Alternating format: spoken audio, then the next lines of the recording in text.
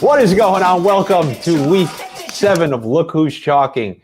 If you're really a disgraceful piece of garbage, you're 0-6 in your fantasy league. But then again, you could be that person who kind of mentally checked out on season long 2 years ago. You got into Look Who's Chalking, and you've been obsessed with DFS ever since. That's why we're here for you. Week 7, Gary, how you doing? How's it going? How did last week go? I know some of our picks. That guy tagged us. His name was Van Damme. It's Van something, and Claude Van Damme. John Claude Van Damme actually used both of our men's warehouses, and that fueled a big day for him.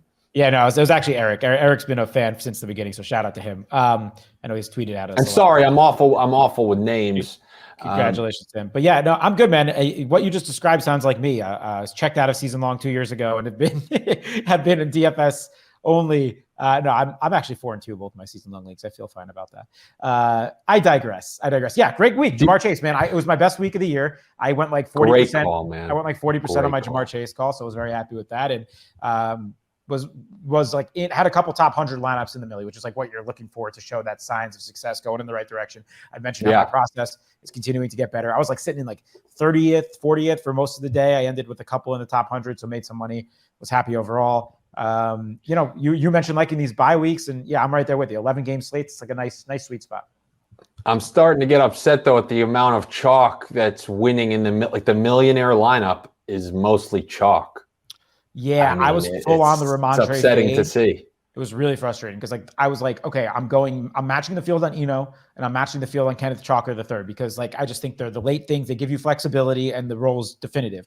But I was like, if Ramondre is going to be 40% owned in the early slate, I just have to naturally fade here to just position myself a little bit differently than the rest of the field. And it was going so freaking well until the last damn drive when they're up 30-10 that he punches one in the end zone and makes himself viable. It was a fine fade, even with the one touchdown. Through 95% of the game, Ramondre was a fine fade. And then he, of course, pushes through another touchdown and the chalkies hit again. I made the mistake. And look, if I put him on the cover of the album last week, I had to fade Chalker just because Pete Carroll has screwed these backup running backs before.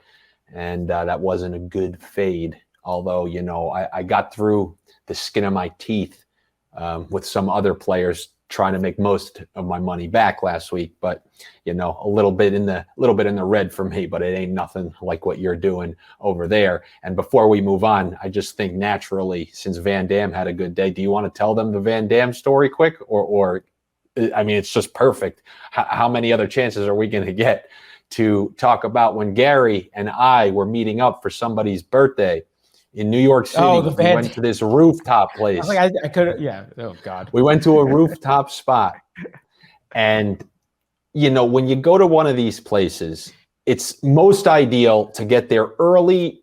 Even if you have a reservation, you don't have to deal with the line. And I understand why you're going to places with lines. What is that a protect? Yeah, that's where hot girls are. I have bad news for you. Those places that you walk by and you go, oh my God, look at those people waiting on those lines. Do you think they're waiting online for a bad time? Do you? Anyway, so we go to this spot for my friend's birthday. Gary asked if he could meet us there later. I did everything necessary for the most part to make sure that he was going to get in. But when there's chaos and people are flooding the doorman, so I just knew that the doorman, he looked like this European guy. And when I had to explain him to Gary, I said, look for Van Damme and tell him you're with so-and-so table. Gary took that literally. He sees this he was somewhat flamboyant, if you remember, tall guy. And he goes, I'm looking for Van Damme. And he just goes up to this guy, calls him Van Damme, and says, I'm with Andy upstairs on the roof. Yeah, he said, come find Van Damme. Right. Just think about how funny that would be. A European with an accent that the best I could come with. I say, I'll find a guy like Van Damme. And he thought it was actually, the guy's name must have been Van Damme. He tried checking in with Van Damme. I completely forgot about this. How did you forget about that? Oh, I don't know. I was coming from like a Yankee game too, and it was also I was I'd only been working there for like 2 months, and it was like my first time ever coming out with you guys, and I didn't know your humor to that extent yet. So I was just like, that was so funny, man. That is And so. he let him up. How pissed I would have been if I was this guy. I go, what? How'd I get in? Because of the lost in translation accent, he probably thought, like, what is this? What is this American term? Van Damme, is that friend? Because he was not obviously American, or else I wouldn't call this guy Van Damme. He had the thick accent. So Gary was like, hey, Van Damme, and then this guy goes, Van Damme. All right, you know what? When you go up to a place and you're certain about something, you say, hey, Van Damme, I'm with Andy. They get worried, like, shit, should I know this guy? Or right this way, sir. Yeah, I probably said it so confidently too. I'm like, hey, you're Van Damme, right?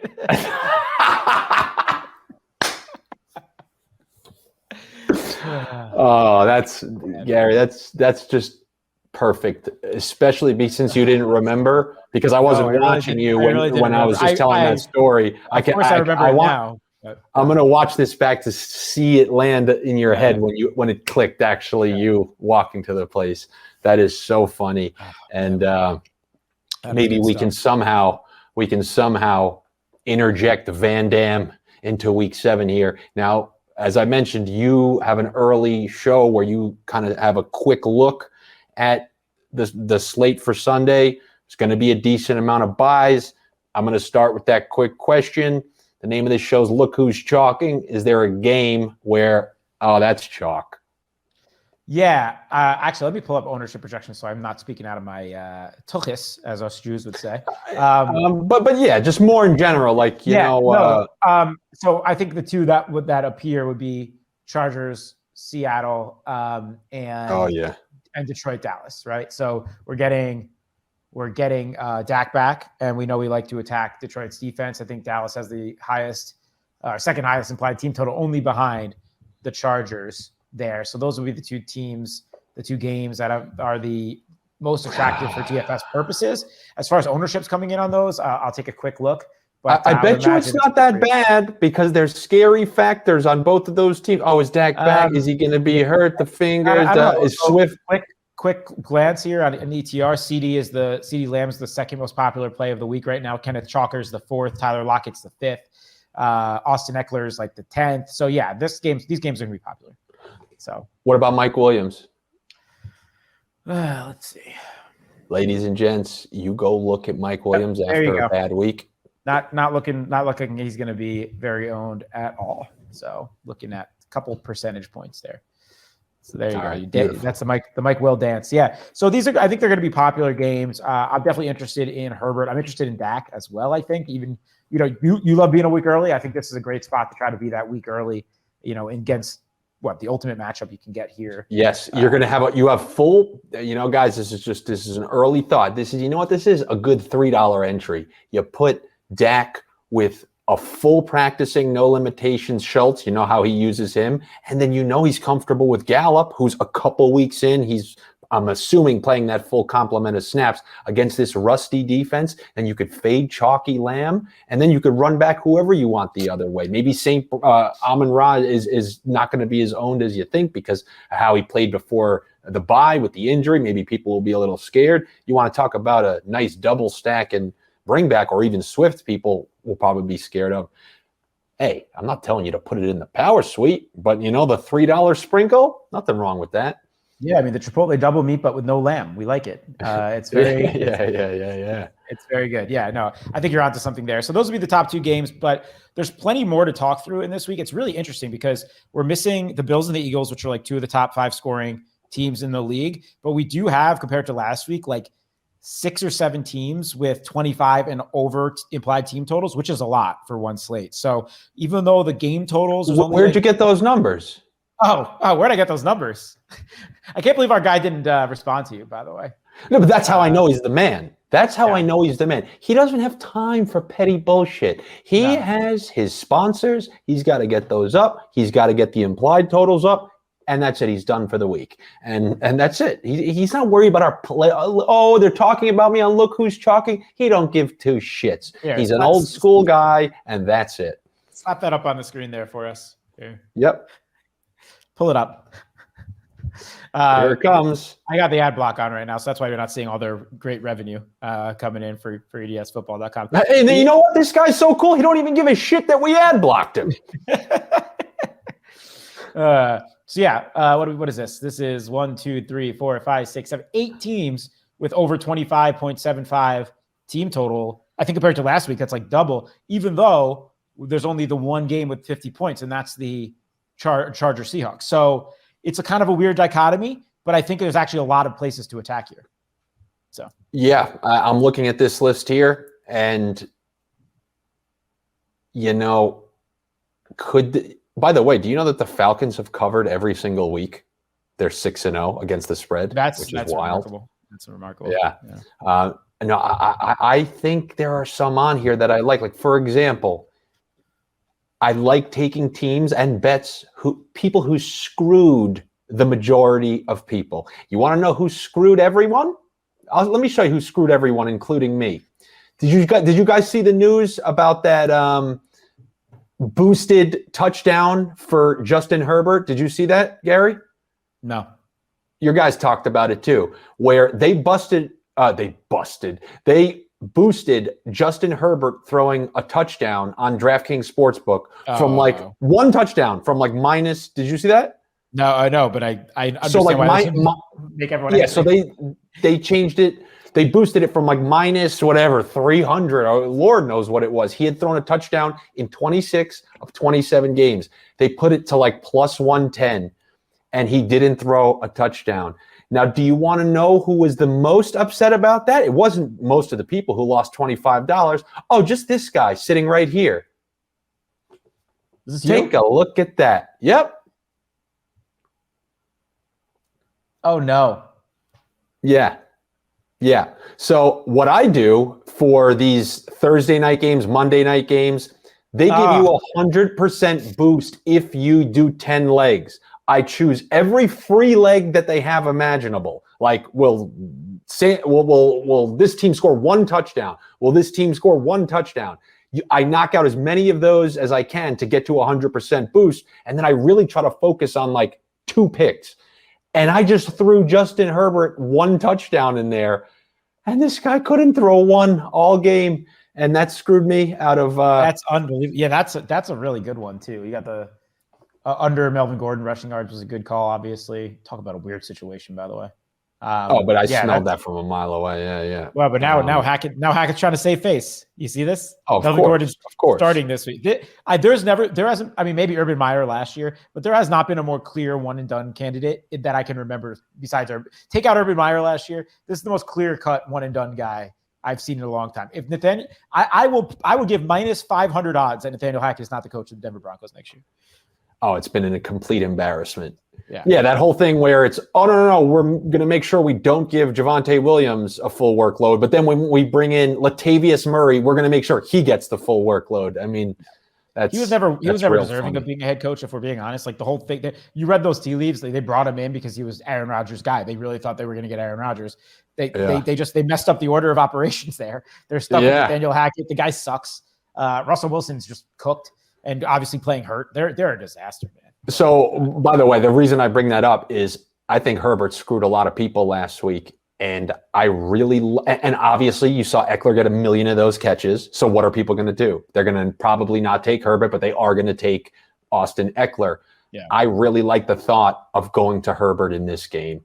Yeah, I think you're onto something. Yeah, so let's start there with LA Chargers. I think that makes a lot of sense. And you already kind of hit something with Mike Williams, right? That he's not going to be highly on. So there, even if Herbert's going to get we got him right now for 10% ownership, not bad. And I think you're probably coming somewhere around there between 8 and 12, 8 and 15. I always talk about this, and I think you guys should listen to me on this. Don't concern yourself with ownership on quarterbacks. It's not important. You just need to hit the right guy. If there's any position that you just need to play the best play, hit the right guy. It's quarterback. You could make up your cumulative ownership elsewhere. So either way, 10% is fine. On Herbert, let's say he's around there, but then you can figure out ways to get different, right? So Eckler's going to be popular. I don't know how many people still stack Eckler with Herbert as much as they should be doing, because you should be doing that all the time. So that's one way to possibly get a unique combination. And then Eckler's coming through with about 15% ownership right now. And then you go with your boy Mike Williams, and we got him at 2% on ETR right now. So That's nothing. I don't know if we're projecting Keenan Allen to be back. Looks like we do have a projection on Keenan Allen, and we're having for 8% ownership right now. So that would certainly keep things in check. If Keenan Allen gets the full bill of health, I would be okay using him, particularly because the Seattle's been pretty good at shutting down outside receivers. It's been in the middle of the field that they've been getting killed in the run game. So Keenan Allen coming right back into that slot role, I think makes a lot of sense. Maybe that's the theme of this week. Let's be a week early on guys, right? Keenan Allen, Dak Prescott, let's be a week early. And Gary already said that on the other side, ton of chalk behind Chalker, obviously, and then Lockett, which means now those damn Chargers know how to shut down wide receivers, so that is a little scary. I will be the first to admit that. But, DK is one of those freaky guys where, he's one of those just freak athletes where what did Lattimore do to him when they play? He had a ton of open looks in that game. So, even if you included, so. No, I was just, it's a price thing. DraftKings refuses to raise his price for whatever reason. Tyler Lockett is 5,800. He should be 66, 67. He should be the same as Metcalf. FanDuel actually has this right where the prices are flipped. But on DraftKings, Tyler Lockett's too cheap. He's going to be a cash game staple, and I'm going to fade him in tournaments again. And, I thought that one of those guys were going to hit last week. That we talked about the Cardinals-Seahawks game. It completely busted 19-9. We did see viability out of Chalker. Gary, are you finally willing to realize that the Cardinals are absolute dog shit? Yeah, well, Cliff Kingsbury, is this his last game tonight, you think? But it's not just that. It's Kyler, too. Like, he doesn't look like the guy from the first six games. It's a terrible marriage right now. Like, the two of them are just bringing out the worst in each other in every way. It really is. And, of course, it's just terrible luck, too. You lose Hollywood Brown right when Hopkins comes back. Like, it's just – they can't get anything right over there. Yeah. But, yeah, so, I actually like the Cardinals tonight. In good news, I mean, only 60% are taking them. The spread moved from 1 to 2 to 2.5. Always a bad sign. Yeah. I believe they are so bad that you can't even rely on them to beat 0-11 Andy Dalton in primetime. He's 0-11, and I still don't trust the Cardinals to win. Like, that's how low I am on them. Yeah, no, I'm absurdly low on them. They're terrible. Another game that I just – go ahead. No. I was just going to say that, Lockett and Metcalf both busted last week, so it's not even like who screwed you. They both screwed you. I prefer that, though. I'm sorry. I prefer that. Like, flush my lineup down the toilet, and I'm on to the next game. Yep. You think that 10-gamer you just saw feels good missing one? I hope I missed half of them. Then I could just relax. Anyway, Another team that screwed people last week, probably in survivor pools, probably in fantasy, probably in DFS, is the Tampa Bay Bucks. And they're going over there to Carolina, who is a disaster. McCaffrey came through big time last week. And what's most important, I told you bastards that the minute Mayfield's out of there, get him in your lineup. I said it weeks ago. And if you did that, you were rewarded. And I don't want to hear that there was no example of this. When PJ Chalker was in there, I just have to call him that.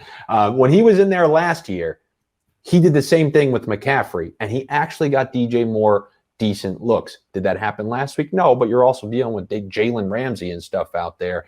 But this Tampa game, to me, looks like a great game to attack. But I know I'm going to ask you if people are away from it, and you're going to say, no, everyone loves it. Why? Because you love it. So that is a game that I do want to hit in the power sweep, which is one of my big 3 entries. Yeah, so Fournette, yes, going to be popular. Godwin, yes, going to be popular. Doesn't look like Brady's going to draw too much ownership, though. And then Evans as well, coming off a big screw you week. Everyone was on Evans, is only coming through with like 5% ownership right now. So I think that's going to be a little bit low. But yeah, I think this is actually a pretty solid spot to attack. Here's the thing with Christian McCaffrey. You're right. He was fine last week. He had a floor. But at his price, you're not paying off that tag at all in a large field tournament, even in a 3. Wait, he didn't have a great game? 23 points. It's fine. You just had 80. That's it? Yeah. 22.8. So it's like, and he's been actually very consistent. He's had 25, 23, 22. These are fine Christian McCaffrey games. But the problem is at 8.5, 8.4, you're not paying off that tag in a big tournament. And then I've been saying this every week, and I said it on the first look show as well. I really want to play Christian McCaffrey. The role is still there. I get the Panthers suck. He's still the best at what he does when he's like rolling. But we have just had terrible matchups 3 weeks in a row. San Hold on. Francisco, Rams, Bucks. I don't see the ceilings there right now. You know, that's Okay, Garrett. Hold on. There might be a little leak in the ceiling. You know, like there might be a little hole, like in Stranger Things. You know, when they look up in the ceiling, they can go in the upside down. Yeah, right. How many catches did he have last week, opposed to those previous weeks? You were calling for more catches. Yeah. Did he have something like 9 catches last week? He had 7 catches last week. 7 catches the week before that too. He's had 20 targets though in those combined last 2 weeks. So he's been catching the ball more for sure. That ceiling's coming back. I'm telling you. Now I hate the Bucks run D too. Next week, I'm all in on McCaffrey. I don't care who they're playing. No, well, I don't care who they're. I agree with you because the matchups can only get better. Honestly, you know what I want? I want Darnold to come in and start. I think I want Darnold to come in and start soon. Yeah. It'll be way more competent as far as just like a check down, Charlie. That's better than Baker Mayfield to a little bit of an extent. Baker Mayfield's terrible. So it's like, but you know, I want these guys who traded. Let's get DJ Moore traded. Let's get Christian McCaffrey traded. Put them in a position where they're better. Let the Panthers full on tank. Go get whoever the number 1 quarterback is in this class, and let's just stop dealing with this freaking Panthers team because they're the worst team in the league. They are the worst team in the entire league. They're terrible. Yeah. Well, I just want to. Yeah, you know what? I'll get to that point later. So should we go back to? I like Brady stacks. I like Brady doubles this week. My only issue is the Brady double screwed everyone last week. I'm a little bit worried that he's not Tom Brady anymore. He's in his own head with the divorce shit. Like you can play all this narrative street. The offensive line hasn't been good. Maybe he finally lost a little bit of his. Just be careful. Be careful because the 2 weeks before that, when he had all of his weapons, he threw for his 350, and in one of the games, he happened to not get like the 3 touchdowns. So if he needs 385 and 3 and on 50 attempts, like we love that. That's what we want. But you know, we'll see. I can argue that this was an awful game. He reamed out the offensive line, and next week they're coming out and throwing an absolute beating. Yeah, no, he's in a weird spot though. I mean, he went to Robert Kraft's wedding, this midlife crisis stuff, the divorce. Like I thought he would go the other way, like the I've got nothing else narrative. I'm just throwing my entire life onto football. I'm a little bit concerned that he's not Tom Brady that we've seen on the boat. This is what I love. He watches stuff, and I just love. I love that. If you're saying that, I know a bunch of other people are saying that, which means he's grinded his teeth behind a computer somewhere because that's the best thing. I mean.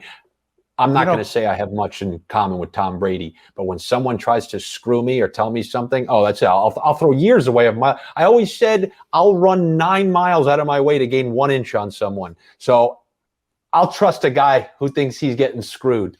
Yeah, Colin Cowherd this week was like, Tom Brady is like Daniel Day-Lewis. He put his whole entire career into acting, and then one day he realized I put too much into this, and his family wasn't sitting there with him anymore, and he retired. Like, he's very good something. He will flip flop so conveniently where he goes, there are no such things as excuses, and then later on when he needs to make an excuse for it, he goes, well, that's a reason. There are excuses when there's reasons.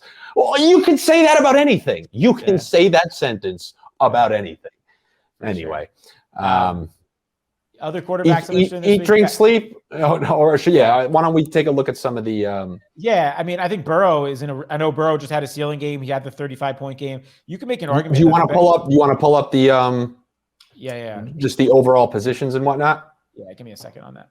I just want to. So maybe I'll. So Burrow obviously was very encouraging. You go. Yeah. Can you multitask? If I try to pull up things, I can't do a single thing. No, I can multitask. Burrow, so 35 points last week, right? And the Burrow Chase stack was perfect. I think this Bengals team's way better than their record says. They've been in every single game. They've lost by a field goal in most of these games. Their defense is starting to play well again. And this matchup, you mentioned Atlanta being in every game so far. I think this is the first time they maybe don't cover. I think I like Cincinnati at home. They're starting to groove. I don't see why Burrow can't have back-to-back 30-point games in a fantastic matchup here at home against Atlanta. I get that Atlanta's been good at defending number 1 receivers. You talked about that a couple weeks ago on the show that I was out. But I know AJ Terrell did get banged up in this game. So let's kind of see if he's available. Even if he is, though, I think you can get T. Higgins probably at a discount. There's different ways to stack up Burrow here. I think it's just a really good spot, and he's still not too expensive, $6,900. There's one potential thing, and even in Burrow's quote-unquote like big games, it's still a massive issue. Gary, this is one of the worst offensive lines I've ever seen in my life. I know. The only way he's accumulating this, even watch the Chase touchdown. He has to just throw it right away, and then the wide receiver has to make somebody miss. There has not been a single game, not one, I've seen him drop back, survey multiple receivers deep, and find one. He literally has to drop back and just get the thing out of his hand right away. I haven't seen something like this since Jay Cutler played with Mike Martz as the offensive coordinator. He is he drops back, and it's like the other team's defensive line is dropping back with him. They're immediately surrounding him. That is what could be a potential issue because, you take that away at the end of the game, and it kind of looked like some of his other games. Yeah, I can't argue it. My only defense would be like they have nowhere to go but up. Like they did improve it from a personnel standpoint this year. Like the offensive line will get better. Like the Giants' offensive line, obviously, I watch every snap of the Giants, so I can relate to it. Like it's finally starting to get better than like they improved their offensive line a lot this offseason as well. And you look at the last 2 weeks, the rookie Evan Neal, like it's finally starting to come into place. It takes some time for that cohesion of a new offensive line, so it'll get better. But yeah, I think that's a total concern. Any interest in Mahomes this week? Because I think it's like everyone's going to be off him. It's in San Francisco, seems ugly. Second most expensive quarterback on the slate. I think it's almost one of those so bad it might be good plays because we know how high his ceiling is. But I don't know. I don't know if you have any interest there. I think you should absolutely have your lineup in the millionaire. But if you were to tell me like, I'll play him, but looking in the grand scheme of things, Kansas City doesn't have to be embarrassed about how they played. That was just a tough loss, a 3-point loss. San Fran had a very embarrassing game. And we've seen how they do after those embarrassing games when they come home. You usually get a pretty damn good effort out of them. Everything from the offensive line. Debo wasn't used last week. And I know Bosa was out, so you'll definitely have to check that. And you can't really trust this KC team to get separation in the secondary and whatnot. This is a very tough spot for me because also if San Fran is going well, how much they're running the ball and how much clock they murder when they do that. So, yeah, I mean, I might be with the people on this one. Well, I'm with you too. I think he's in my pool because he's Patrick Mahomes, but like I'd probably sprinkle him in at 5% or something in 150 set. Yeah, I think I like San Francisco. If you can get San Francisco with the hook, 3.5 home dogs, I think it's a good bet. This week. Absolutely, yeah. Yeah. And then Lamar's the most expensive quarterback on the week, so we got to talk about him. So weeks 2 and 3, he had those like vintage MVP Lamar games, 40 points, almost 50 points in week 2. And then we look at the last 3 weeks. What the heck is going on here? Buffalo, okay, tough, best defense in the league. Cincinnati, I talked about how I think their defense is underrated. It's in division, could be a little. Well, did you watch that game? He missed 3 wide open touchdowns, and it looked like that was the start. And then he's making some bad decisions, right? Like that last throw of the Giants game, which just threw the ball right into Julian Love's hand because he was pressured. Like, I am a little concerned here about Lamar. I do think this is a get-right spot. We just saw what New England did to this Cleveland defense, who's Cleveland's arrows pointing way down right now. Yeah, you knew that Jacoby Brissett eventually was gonna run out. Baltimore is coming off the bad loss on the road that they were 5-6 point favorites on. They're at home. I think Lamar can go bonkers here. I really do. Yeah, I actually agree with that. And I know if you look at, I think Nick Chubb historically has always had great games against them, right? Is that true? Yeah, I don't know that to be true off the top of my head, but I think that makes sense. And then the only thing I want to talk about, so basically, this is all for me to say. I think this is a spend up spot at quarterback this week because I like 4 of the top 5 guys a lot, and then I like Dak a lot, and I want to do some Brady doubles. So I don't think this is a spend down quarterback week this week at all. You can make the argument for Geno again, but like he came crashing back down to earth this week, and then like. Who else are you spending down at quarterback this week? It's just not the week for it. The Giants defense is good. You're not playing Trevor Lawrence. You're not playing Goff on the other side of that game with the Dallas front sevens. And then Matt Ryan, there's no way Lightning is striking 2 weeks in a row with freaking Matt Ryan. There's no way. No, not on the road. No. So I mean, who are you? You don't want. There's no one. Tyler Heineke against the Packers. I don't. No. Yeah. So let me see. So go up a little bit. I mean, they're obviously when you saw the implied point total, you do this, but it's 18. It's 18 points. Like that's what you're getting at Daniel Jones. You're getting 18. You can take Damian Pierce on one side and then run out. With no Waller there, you could run out a weird Derek Carr combination. See, you're the one. I didn't want to bring up Carr because I think yes, it's a good matchup, but it's awful. I know him better than anyone. The guy doesn't have a ceiling, right? This is a ceiling. This is kind of a ceiling game. 303 and 2. That's your ceiling with Derek. His ceiling, the only way he hits his ceiling is when he's playing a team that can go up by multiple scores and he's forced to throw. He went up on Kansas City, so that was it. That's the Carr I know. Do nothing after that and let the other team catch up to you.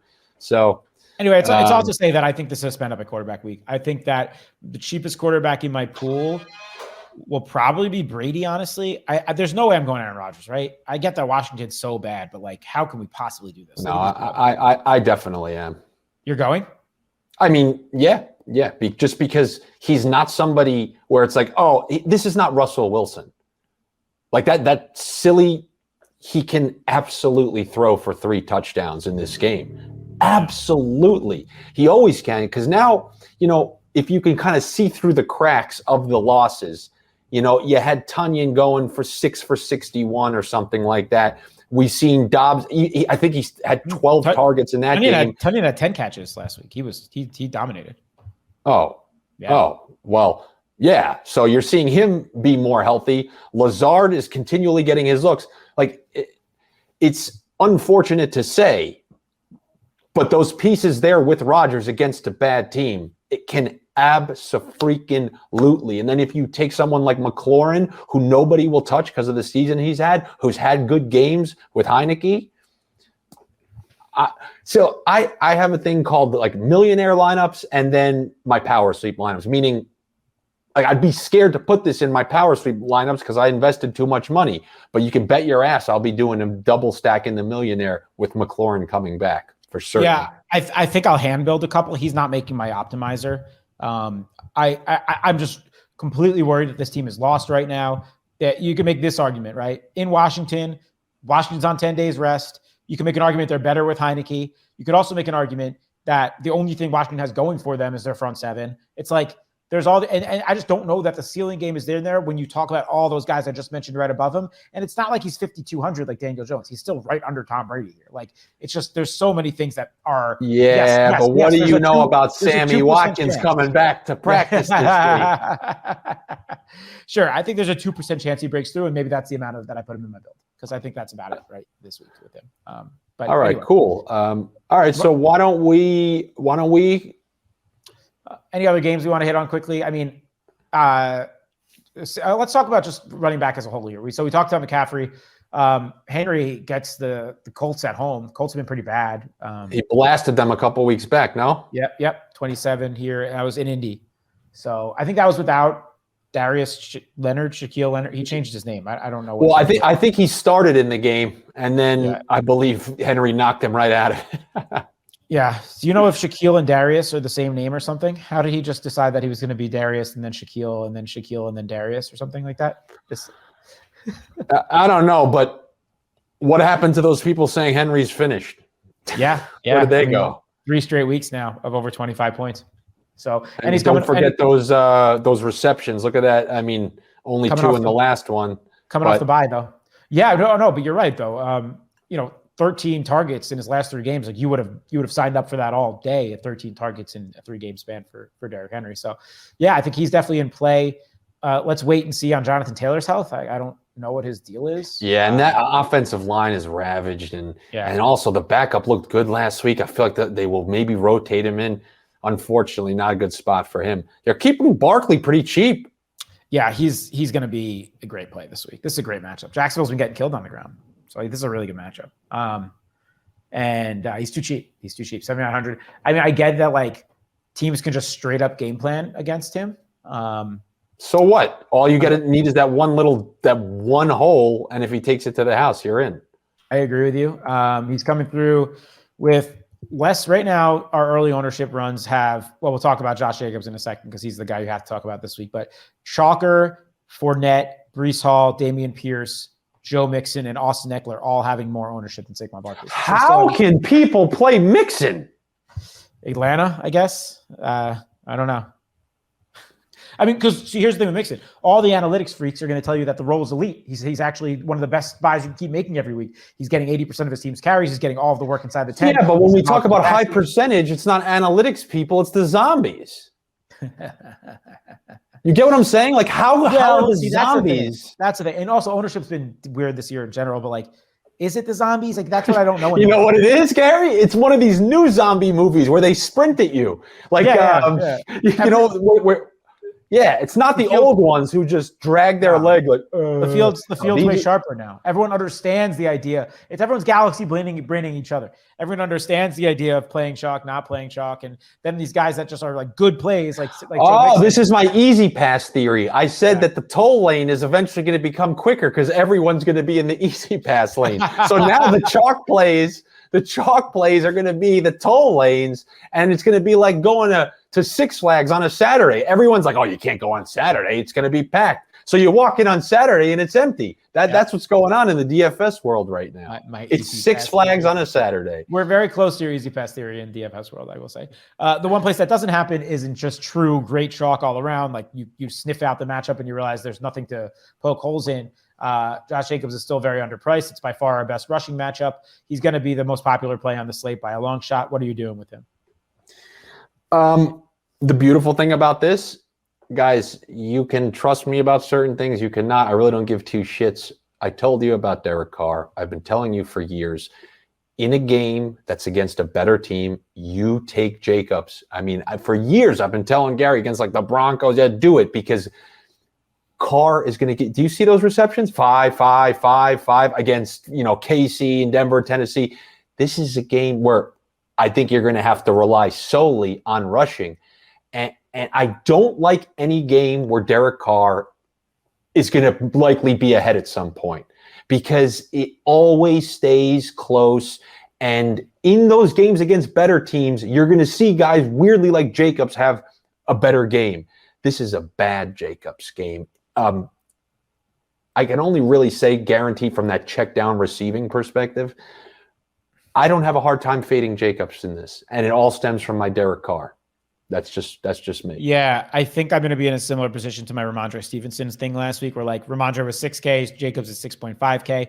In GPP pools, you can't leave him out altogether because he could easily just go 120 yards and 3 touchdowns. But I'll probably have the ownership of the field. So if he's coming through at 40% ownership, I'm probably going to cap him at 20% ownership. And that's where I'll be with Josh Jacobs. There's too many good running backs elsewise on this slate where I just feel like I have to take the fade position a little bit. And I think you very eloquently made an argument for game script being a little bit against his ultimate ceiling there. So that makes sense. Yeah. And then Pierce on the other side of that also, I think. Oh, yeah. And by the way, also on the off chance they get up by, if they do get up big, they're not going to feel as compelled to run him to the ground like they did in their previous games. He is an injury-prone guy in the past. Yep, totally. Pierce is good at 6'4", I think, in the same matchup. Everyone wants to play Breece Hall every week these days. You know what I like? One thing, and then we'll go to the Men's Warehouse and see if they have any new shoes in. Yep. Go to the tight end. All right. Who's that big guy up top? This guy? Monster Travis Kelce, right? What did he get? Look at that. 8 catches. And did he get in the end zone last week? Nope. Okay, but he put up, 22 points? Look at all those numbers. Monster. You have to assume people are going to be playing him, right? I don't know because the price makes it very difficult. 8K is finally what he should be, right? He's back to being the price that he should be. Let's see. Well, really, my thought is no. Andrews. People are going to play Andrews again. That's what. See, Andrews is becoming the cash tight end of choice because he's $600-700 less than Kelce every week. His floor is the exact same with a similar ceiling. So it's like fortunately, I got someone who's neither of them. Click under Waller and click on those numbers for Kittle. You want to see a direct ramp up in production, a slope. Look, it's a literal slope in production. And you're seeing it go up on the right side there. 8-16, he is now once again becoming a focal part of that passing offense. I saw that on 95% of dropbacks. And that's even with Trent Williams out, and he might be back in this game. He's running a route. Garoppolo uses him to get comfortable in a game over the middle. This could be a great spot for old Georgie Kittle because just what his ceiling is. And right now, he's as healthy as he'll be. And those are the types of spots where I love having him out there at an affordable price. We have agreement there. I'm a big into George Kittle this week as well. Hey, you know what you just stumbled into? What? My Men's Warehouse pick of the week, George Kittle. Beautiful. Yeah, it's totally. I can't deny it. I like it a lot. 5,300. The price is right. He can fit into balanced builds. So Makes a lot of sense. Honestly, I have not picked mine yet. That's fine. Yeah, this is what we're going to do. This is easy. I have. Here we go. He screwed everyone last week, right? He screwed everyone last week. Oh my God! Get this guy a better picture, DraftKings. Wow, he's looked. You couldn't take. But you know what? I don't like how they left. You know, do you know it takes one click to fill in that missing hair up front? Give the guy the courtesy of just spraying that in. One click is all it takes. Wow, that's great. He looks homeless. He screwed everyone, right? The Bucks screwed everyone. I think I'm going to go for one more week. I'm giving Tom Brady one more week of my love and my affection in DFS. I'm going right back to these Brady doubles. It's in Carolina. We got Steve Wilkes sending Robbie Anderson to timeout. We got Christian McCaffrey just begging to be traded out of there. We got PJ Walker, Chalker, XFL superstar, NFL bum on the other side. I think Tampa Bay just comes in and steamrolls. Carolina's well on their way to the one overall seed. I get that this is in Carolina, but Brady's had his way with them so far in his Bucs career. So is Mike Evans. We know that when that offense hits, it's games like this against KC, right? 8 for 100 with 2 touchdowns. That's very much in his range of outcomes. He's the classic Andy Case. He screwed you last week. No one's going back to him this week. We see single-digit ownership right now. Evans is my men's wear. There you go. All right, so now let's do a little lineup building. There's 2 different guys that I could go back and forth with, but let's use your men's warehouse just to get him in there. Get Mike Evans into the lineup. Okay, Mike Evans. Sorry. I'm gonna decide if we're gonna go with the stack, but because another guy I was gonna give, this is a wild men's warehouse, and I know, but I gave it a little preview before. Relax, take it easy, deep breath. Get DJ Moore in this week's lineup because, like I said, look at his production with Walker last year. Now, it's just too difficult to make an assessment off of 1 week of Jalen Ramsey, against the Bucks, where that's always where they've been most vulnerable, is through the air.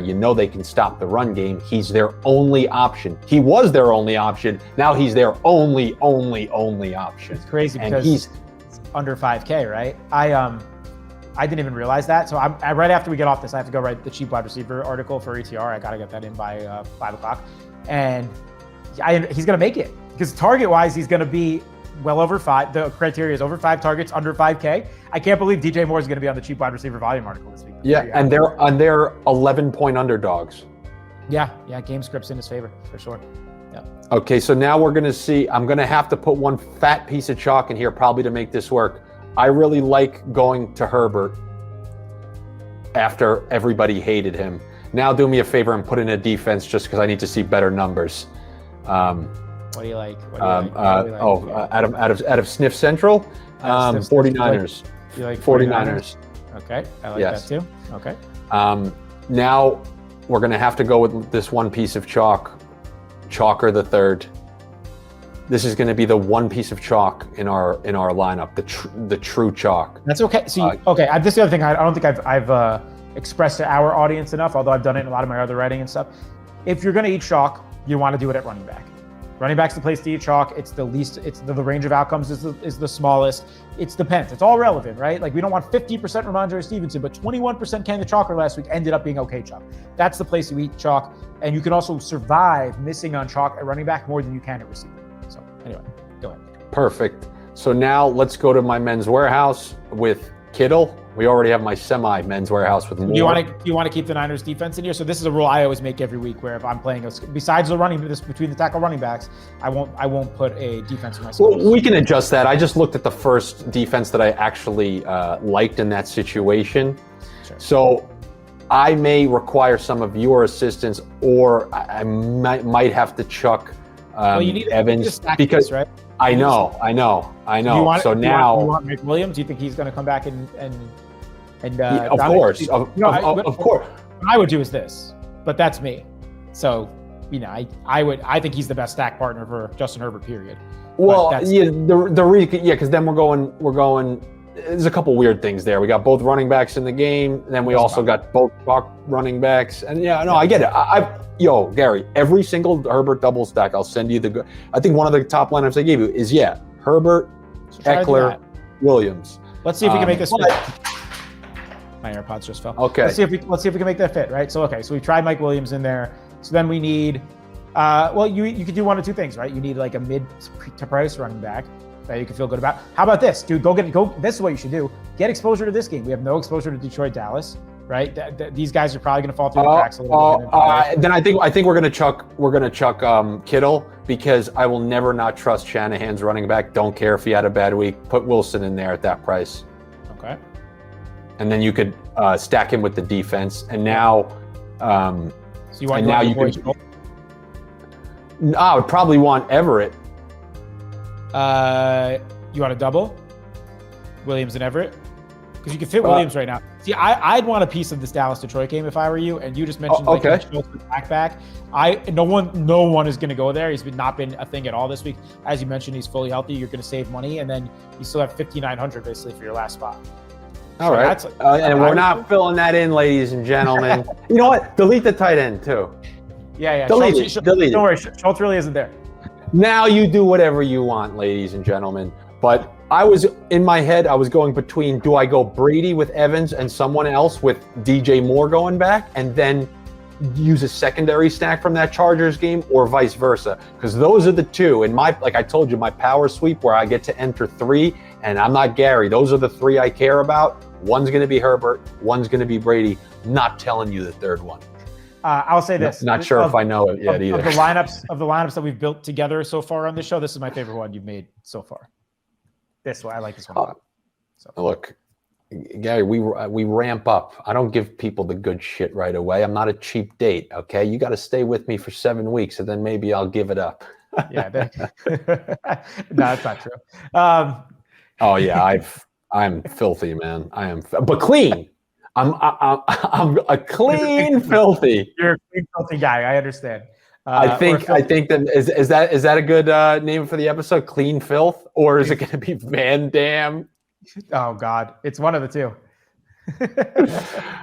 I think that's good. But we're good. We got our Men's Warehouse. We got our lineups. I think we did a decent job breaking stuff down. Most importantly, we gave you a couple laughs. Good on you, Van Damme, for taking those Men's Warehouse, the Men's Warehouses last week. Appreciate you guys coming back as always. Do me a favor, share the show with whoever, or greedily enjoy it for yourself. And good luck to you. As I like to say, better luck to me. I don't want you to do better than me, but hopefully you do well enough to the point where you come back next week. Gary, appreciate it as always. I will, I guess, see you next week, eh? Let's go, Yankees. Good job. Be on the board. Good job. Be on the board. Hey, pick up the fucking dog.